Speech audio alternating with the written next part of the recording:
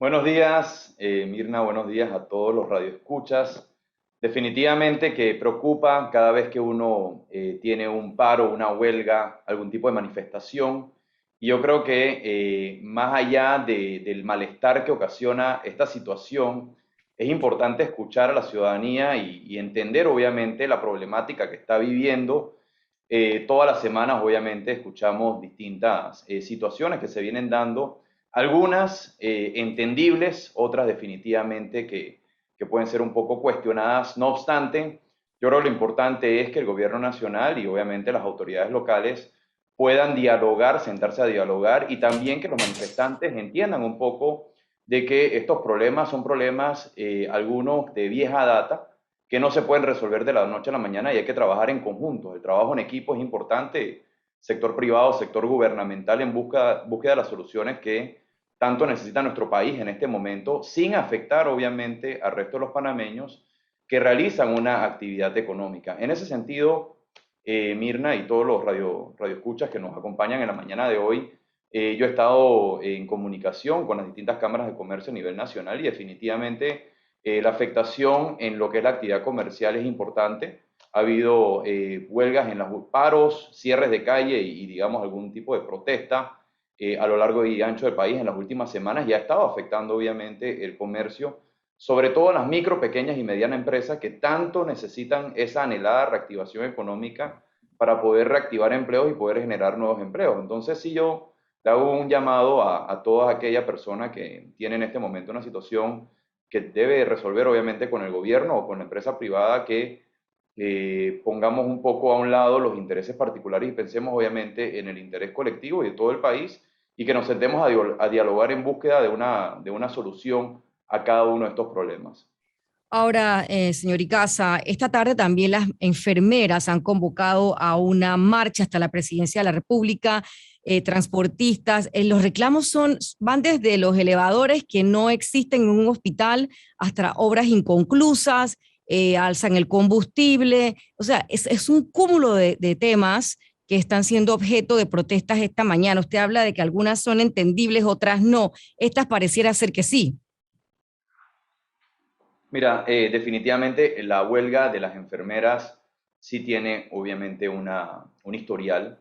Han venido reclamando desde el inicio de la pandemia, incluso de antes, ciertas situaciones que no se habían atendido y realmente no hay, desde nuestro punto de vista, y lo hemos analizado, no hay justificación para no haber atendido ya estas, digamos, estas necesidades o estas, digamos, reclamos que han tenido este grupo de enfermeras, producto de que se ha destinado fondos suficientes de lo que es el presupuesto del Estado de la Nación para poder atender el gasto en materia de salud, el gasto corriente para poder atender la pandemia. Y nosotros sí consideramos de que hay que hacer una justicia social a este grupo de enfermeras que a tanto se han sacrificado y que son realmente las heroínas y los héroes de esta pandemia y poder darle una solución cuanto antes, porque sí, definitivamente, sí es una situación que se viene reportando por parte de este grupo de hace un tiempo atrás y yo creo que ya es hora de que podamos lograr un entendimiento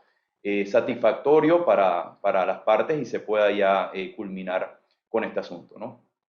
En cuanto al transporte, presidente, ellos hablan del aumento del combustible. Creo que eso es algo que nos afecta a todos, ustedes como sector privado, pero ¿qué se podría hacer en ese sentido? Y me toca preguntarle a usted, porque a esta hora, Mirna también no me deja mentir, que no hay ningún pronunciamiento oficial del tránsito o de alguna autoridad vinculada a darle una respuesta al sector del transporte, a pesar de que la protesta pues no fue la mejor. ¿Cuál sería su opinión en ese sentido? Es el tema del aumento del combustible, pero tampoco se les atiende. Bueno, mira, yo creo que el tema de la huelga de los transportes es una, digamos, una situación un poco más compleja porque viene de factores externos que Panamá no controla. El costo del combustible está dictado por el mercado de commodities a nivel internacional por los países productores de petróleo y obviamente las refineradoras de combustible que producen la gasolina y el diésel. Y ese precio es un precio que está dictado por el mercado internacional y Panamá obviamente, al ser un importador neto de combustible, nosotros no producimos combustible aquí en Panamá, petróleo y derivados, definitivamente que difícilmente nosotros podemos controlar los precios. Ellos hablan de congelar los precios del combustible. Realmente, como nosotros hemos venido indicando en la Cámara de Comercio, cualquier tipo de control, regulación o congelamiento de precio es una intervención del Estado a lo que es el mercado, y esto genera distorsiones, que estas distorsiones no es más que afectan lo que es la oferta y demanda en un momento dado de los productos o servicios. Entonces, definitivamente que controlar precio no es la solución, hay que buscar algunas otras soluciones que puedan poder ayudar a este grupo de personas a poder, digo, ofrecer un servicio y un servicio de calidad, que es lo que espera el panameño, porque por otro lado también hay que escuchar a los usuarios de transporte, y los usuarios de transporte también se encuentran molestos porque esto no fue una información o una huelga que se advirtió, pero también hemos escuchado en el pasado que los usuarios reclaman mejores condiciones del transporte. Entonces, adicional, los transportistas comentan de que el Metrobús es un transporte público que está subsidiado y que obviamente no representa una competencia, digamos, en igual condiciones que digamos, el transporte o el servicio de transporte que ellos ofrecen. Así que definitivamente tiene varias aristas esta situación. Yo creo que el gobierno debe sentarse a través de la Autoridad de Transporte Terrestre a ver de qué manera se puede buscar una solución, un tema bastante complejo. Nosotros como Cámara de Comercio no podemos en este momento emitir una opinión sobre cuál podría ser una posible solución.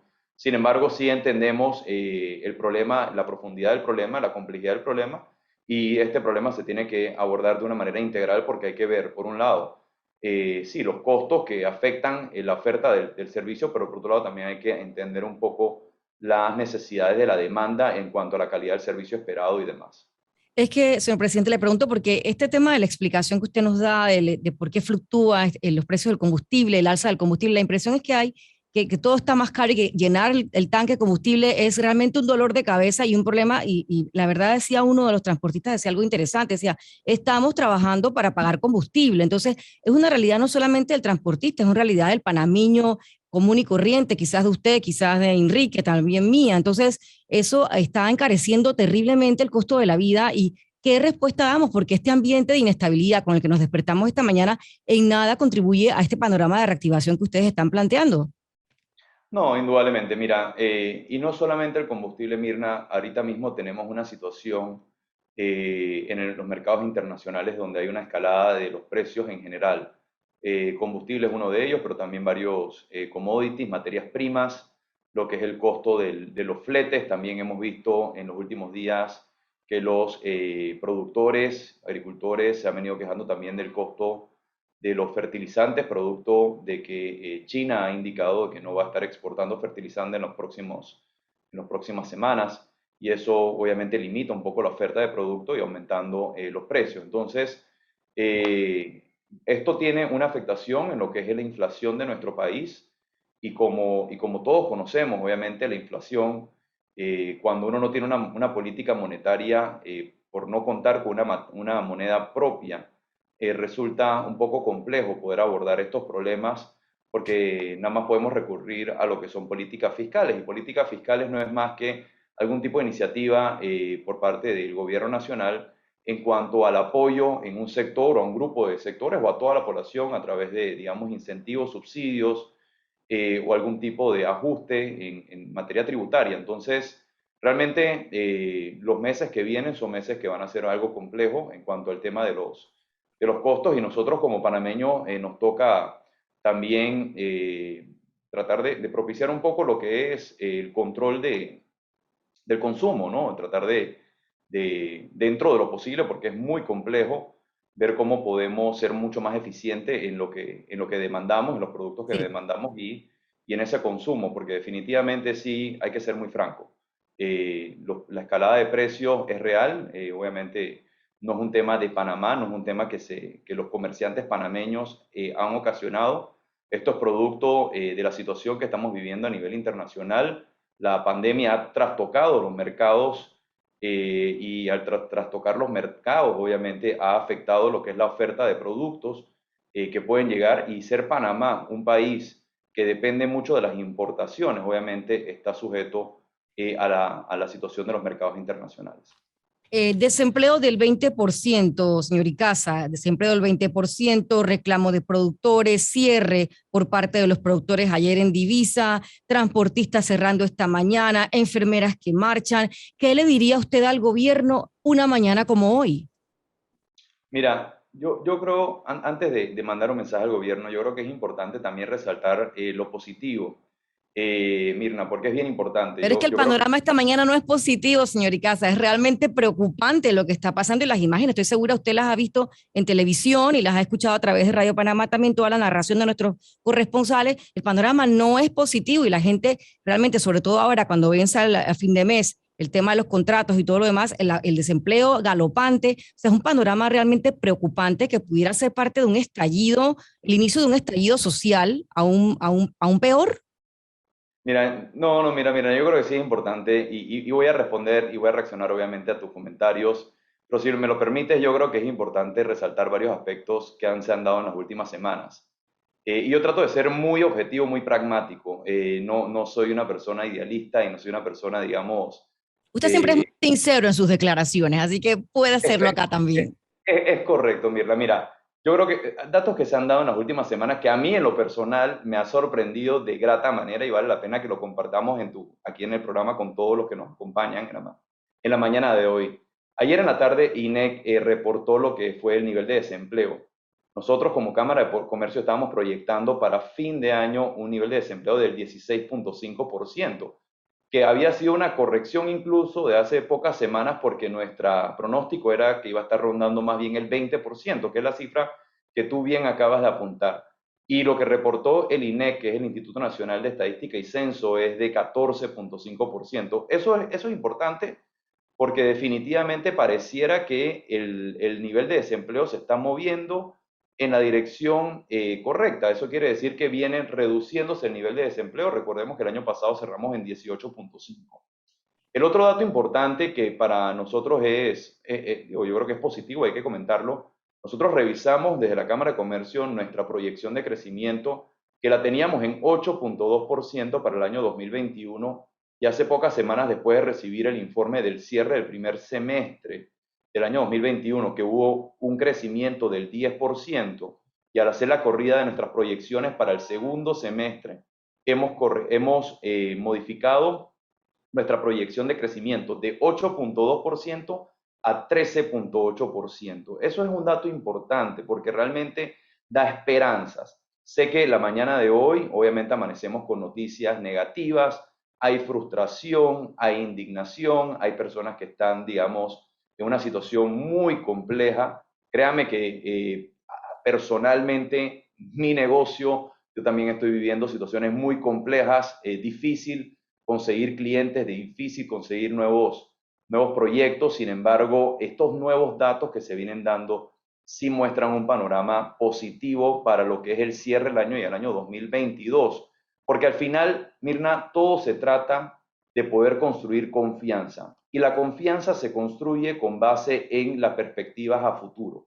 Y si las perspectivas a futuro muestran, obviamente, datos macroeconómicos positivos, el sentimiento del inversionista, el sentimiento del panameño, obviamente va cambiando, a pesar de que la situación que viva el día de hoy, como bien tú lo has indicado, que es negativo, obviamente se siente un poco más optimista. Entonces yo sí creo que vale la pena mencionarlo. Yo creo que el mensaje que nosotros le hemos venido dando al gobierno en las últimas semanas ha sido de que se tiene que obsesionar con la generación de empleo.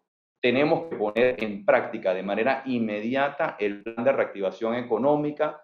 El día de ayer tuvimos una reunión en presidencia con el presidente Laurentino Cortizo Cohen, con su vicepresidente Gabriel Carrizo, con parte de su gabinete, ministros de Estado. Estuvo el ministro de Comercio, Ramón Martínez, la ministra de Trabajo, Doris Zapata, el ministro consejero José Alejandro Rojas, entre otras personas, y por parte del sector empresarial, varios presidentes de gremio, donde le presentamos un resumen ejecutivo de las 43 iniciativas que fueron consensuadas en esa mesa que se creó en abril, finales de abril, entre el sector privado y el sector gobierno, en donde se logró, como bien indiqué, 43, el consenso de 43 iniciativas que representan el 84%. De hecho, se crearon Podemos una saber cuáles mesa. son esas iniciativas, señor Icaza. de Por esa reunión supuesto. de ayer tan importante que fue? Por supuesto, mira, nosotros creamos una mesa transversal y 6 mesas temáticas. De las 6 mesas temáticas, 4 mesas temáticas lograron consenso del 100% de las iniciativas que se presentaron. Y las otras 2 mesas que no lograron consenso fue construcción, que logró el 60%, y turismo, que logró casi un ¿Eso 65%, qué significa? Ajá. y en el caso de la transversal logró un 75%. Eso quiere decir que el resultado fue muy positivo porque las iniciativas que se presentaron fueron bien acogidas por parte del gobierno porque eran iniciativas realísticas, específicas, que tenían un impacto inmediato. ¿Cómo se traduce todas estas iniciativas y si la podemos poner en práctica de manera inmediata? Más del 60% de las iniciativas tienen impacto a corto plazo y casi el 30% tiene impacto a mediano plazo. Y eso se traduce en generación de empleo. Nosotros estimamos de que con estas iniciativas podemos estar generando entre 125.000 a 150.000 empleos. Entonces nosotros el llamado que hicimos fue, creemos ahora pasamos a una segunda fase, que es una fase de ejecución, y vamos a crear una mesa muy sencilla donde va a haber una persona por parte del sector gobierno, una parte por el sector privado, que va a coordinar el avance de cada una de estas iniciativas y de ese grupo bipolar, por así llamarlo, o binario de 2 personas, disculpa, no bipolar, binario de 2 personas, va a haber por cada mesa también un equipo de una persona de gobierno, una persona del sector privado, que va a estar dándole seguimiento a la ejecución. Tenemos que poner en marcha de manera inmediata cada una de estas iniciativas, sumado obviamente a las iniciativas que el sector gobierno ya venía empujando, que le tiene que meter velocidad. Tenemos que transicionar, Mirna, de lo que fue una obsesión por el control de la pandemia. Después nos obsesionamos con el tema de la vacuna. Ahora la obsesión tiene que ser en la reactivación y generación de nuevas plazas de empleo, porque es lo que realmente va a garantizar ese bienestar social que tanto necesita nuestro país, que forma parte del contrato social que por más de 30 años ha mantenido una estabilidad económica y social en nuestro país. Claro, señor Icaza, y esas mesas temáticas están muy de moda, ¿no? Porque la mesa temática también de la caja, y no dudo que hay un par de bipolares también en esas mesas temáticas. Perdón por eso, No, que pero a metida mí de me parece pata, que que metida de no, No, pata. pero para no, nada, me normal. parece muy interesante lo que dice, a lo mejor en eso es lo que le dice a su subconsciente de lo que está No, no, pasando. no, no, no me vayan a citar por eso, por favor. No, tranquilo, no lo vamos a citar en el tema del bipolarismo. Pero ahora, usted también estuvo por Dubái, Binario, le dice, binario. sí, sí, exactamente, aclarado el punto o el concepto. También usted estuvo por Dubái y le di seguimiento a esa cobertura, a esa gira que usted hizo por allá. Pero tengo entendido que encontró algunos tropiezos, hubo avances, pero que siempre había el tropiezo de las listas negras. Sí, mira, nosotros desde la Cámara de Comercio, entendiendo la importancia de la atracción de la inversión extranjera directa y la promoción de las exportaciones que viene realizando la autoridad Pro Panamá, la autoridad que se encarga de esto, que va de la mano trabajando con el MISI, con el Ministerio de Relaciones Exteriores, hemos realizado ya varias misiones comerciales. Quiero hacer una aclaración: las misiones comerciales que hemos realizado nosotros por parte del sector privado son financiadas y pagadas 100% por el sector privado, y el gobierno obviamente se encarga de los gastos de sus altas autoridades que envía estas misiones comerciales. Nosotros hemos participado en Perú, hemos estado en Estados Unidos, en Texas, estuvimos recientemente en Colombia, en Bogotá, y acabamos de regresar de los Emiratos Árabes Unidos, estuvimos en Dubái. En cada una de estas misiones comerciales realmente hemos tenido una muy buena acogida de la plataforma diversa de servicios que ofrece Panamá para poder atraer inversión extranjera directa, que eso se traduce a lo que es instalación de empresas que quieran expandir operaciones y tener una sede en Panamá para poder realizar su distribución regional, entendiendo que Panamá cuenta con más de 50 regímenes que promueven este tipo de movimientos o de inversión extranjera directa a nuestro país. Y la acogida ha sido muy positiva. Sin embargo, también tengo que ser muy sincero, y como bien lo indicaste anteriormente, yo soy muy franco. sí hay que trabajar en dos aspectos importantes que son nuestras grandes desventajas como país. Uno Talón de tiene que ver, Aquiles. nuestro talón de Aquiles, uno tiene que ver con el capital humano. Y en ese sentido nosotros tenemos que realmente trabajar fuertemente para mejorar la educación de nuestro país. Hay esperanza y nosotros le estamos haciendo una apuesta fuerte y estamos apoyando al Instituto Técnico Superior Especializado porque sentimos que es el que tiene la capacidad de poder generar mano de obra calificada en el muy corto plazo y es una infraestructura que está lista para poder ayudar a formar a los panameños y llevarlos obviamente a esa excelencia que requiere el mercado laboral. Pero también tenemos que trabajar en las escuelas y en la educación primaria, media y superior de nuestro país. Y realmente nos preocupa muchísimo que todavía nosotros no hayamos regresado al 100% de la presencialidad en el 100% de las escuelas públicas y privadas. Y eso tiene que ser una prioridad del Estado, tiene que ser una prioridad del sector gobierno y tiene que ser una prioridad del sector público de manera inmediata. No podemos seguir postergando el 100% de las escuelas y el 100% de los estudiantes tienen que regresar a las escuelas de manera inmediata porque realmente, y hoy nosotros, y aquí meto una cuña, vamos a estar presentando nuestro observatorio que busca medir la calidad de vida del panameño, que se llama Panamá Cuéntame, que están ustedes cordialmente invitados y espero que se puedan sintonizar. Queda en evidencia, obviamente, la brecha que se ha abierto en el tema de educación producto de la pandemia. Pero el otro talón de Aquiles, como bien lo has denominado, tiene que ver con las listas grises. Poco a poco se nos ha venido cerrando la puerta, cada vez se hace más difícil lo que es el flujo de capitales entrando y saliendo de nuestro país. Pero adicional a eso también cada vez se hace más complicado para los bancos mantener sus corresponsalías bancarias y adicional a eso ya esto va a empezar a afectar lo que es el negocio de seguros y reaseguros. ¿Qué quiere decir esto? Para el que nos escucha. Nosotros, como una plataforma de servicios internacional, dependemos obviamente del flujo de capitales que entran y salen de nuestro país. Flujo de capitales que se necesitan para la reactivación de la economía.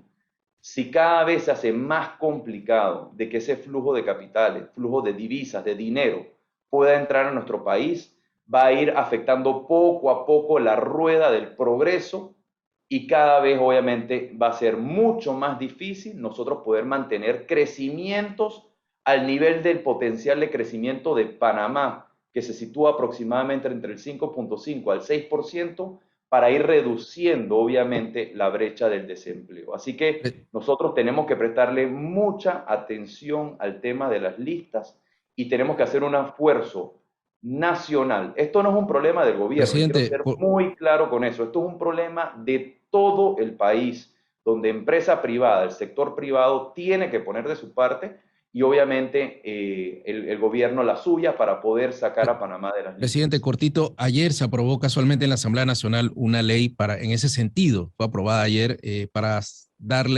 buscar la salida de Panamá de esas listas negras. Sus impresiones sobre y si va en ese camino, ¿no? Esa nueva ley.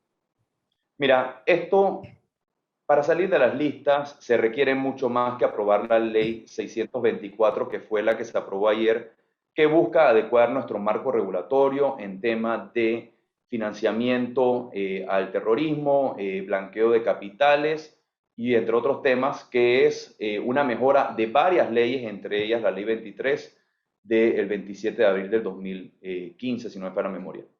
Pero también hay otras. Pero no solamente se requiere esa actualización de nuestro marco regulatorio, se requiere mucho más, se requiere lo que es la implementación de leyes que nosotros ya hemos pasado anteriormente. Por ejemplo, el registro único de beneficiario final, que fue aprobada, si la memoria no me falla, en marzo del 2020. Eso es un tema que en múltiples entrevistas que se han dado, se ha indicado de que esto es un tema prioritario. Pero adicional a eso, también es muy importante todo lo relacionado al tema de rendición de cuentas, todo lo que tiene que ver con el Estado de Derecho, lo que es la certeza del castigo, respetando obviamente los derechos del imputado. pero se requiere, digamos, mucho más que actualizar un marco regulatorio como lo que se hizo el día de ayer. Con respecto a lo que se aprobó el día de ayer, para quienes nos escuchan, básicamente esta ley tenía dos aristas principales. Una tenía que ver con la obligatoriedad del agente residente, entiéndase los abogados, de poder llevar los registros contables de las sociedades donde ese abogado es el agente residente. Y ahí hubo obviamente algunas opiniones que se dieron en cuanto al alcance de la responsabilidad del abogado sobre esa materia. Y el otro tenía que ver con el tema de las multas, porque obviamente se hacía un incremento importante de las multas y también obviamente hubo un debate sobre el tema. Gracias a Dios ya se aprobó, eso es importante. Ahora viene la revisión del proyecto de ley 625, que es el proyecto de ley de extinción de dominio que busca obviamente darle una herramienta adicional al Ministerio Público, al Ministerio de Seguridad y al órgano de justicia para perseguir el delito a través de confiscar los activos que han sido utilizados para delinquir y poder obviamente ir cortándole, digamos, el oxígeno al comercio ilícito y a esa economía ilícita que según un informe que dieron el día de ayer, auspiciado por el Ministerio de Seguridad principalmente, puede alcanzar hasta $1.000 millones. Así que ahora toca que se apruebe ese proyecto de ley. Nosotros como Cámara de Comercio ya emitimos nuestros comentarios al Ministerio de Seguridad hace 3 semanas y estamos obviamente a la espera que inicie la discusión de ese proyecto de ley para apoyarlo siempre que se atiendan algunas de las observaciones realizadas. Bien, José Ramón Icaza, presidente de la Cámara de Comercio. Bueno, creo que hemos abordado, presidente, todos los temas que habíamos originalmente pautado con usted, a pesar de la situación un poco inusual de esta mañana, con estas protestas a nivel de la ciudad capital, a nivel de todo el interior del país. Les vamos a dar seguimiento a este tema que usted mencionaba, que me parece muy interesante, del Observatorio de la Cámara Panamá. Cuéntame, usted habla de las brechas abiertas en educación, brechas abiertas. Tenemos varios frentes abiertos esta mañana, señor presidente, así que gracias por haber estado acá compartiendo con nosotros también información importante de esa reunión que sostuvieron ayer en la Presidencia de la República y sobre todo con los temas de actualidad que hoy pues hemos compartido con usted. Gracias por estar en Radio Panamá. Gracias y buenos días a todos los que nos sintonizan en la mañana de hoy.